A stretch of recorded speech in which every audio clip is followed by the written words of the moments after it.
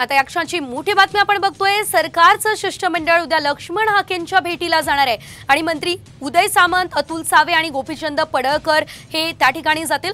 सकाळी 9:30 वाजता हे शिष्टमंडळ लक्ष्मण हाके यांची भेट घेणार आहे।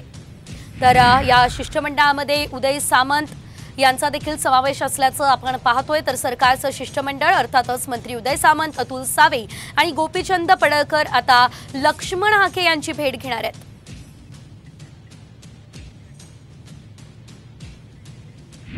अधिकची अपडेट घेऊयात आमचे प्रतिनिधी अक्षय शिंदे यांच्याकडून। अक्षय, आपण बघतोय आता सरकारचं शिष्टमंडळ हाकेंची भेट घेणार हे आता निश्चित झालेलं आहे। सविस्तर माहिती या संदर्भात।